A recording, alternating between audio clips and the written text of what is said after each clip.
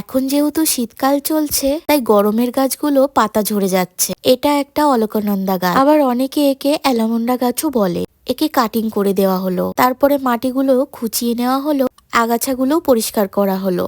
গরমের জন্য একে রেডি করতে হবে। যেখানে কাটা স্থানে সেখানে সাব ফাঙ্গিসাইড গুলিয়ে দেওয়া হচ্ছে। যাদের সাব ফাঙ্গিসাইড থাকবে না তারা কিন্তু হলুদ দেবে। এখন হলুদ দিলে সেটা কিন্তু ধুয়েও যাবে না, কারণ এখন তো শীতকাল, বৃষ্টি যখন হচ্ছে না তখন আর সেটা ধোয়ার ভয়ও নেই। হ্যাঁ, তবে কুয়াশা পড়লে ধুয়ে যাওয়ার অল্প চান্স থাকে। একে খাবার দেওয়া হচ্ছে শিংকুচি, হাড় গুঁড়ো, ভার্মি কম্পোস্ট, কোকোপিট, সমস্ত কিছু খাবার দেওয়া হচ্ছে যাতে গরমে ভালো ফুল দেয়। সাথে নর্মাল মাটিও কিন্তু আছে। ক্রাফটিং গার্ডেন থেকে কমেন্ট করেছে অসাধারণ ফ্লাওয়ার, ধন্যবাদ এত ভালোবাসা দেওয়ার জন্য। অভিজিৎ গ্রিন চ্যানেল থেকে কমেন্ট করেছে, দিদি তোমাদের ভিডিওগুলো খুব ভালো লাগে, এইভাবে ভালোবাসা দেওয়ার জন্য অনেক ধন্যবাদ তোমাদেরকে। এই ধরনের ভিডিও চাও অবশ্যই কমেন্টে জানি, আমরা সেইভাবে কিন্তু রেডি করব। টাটা।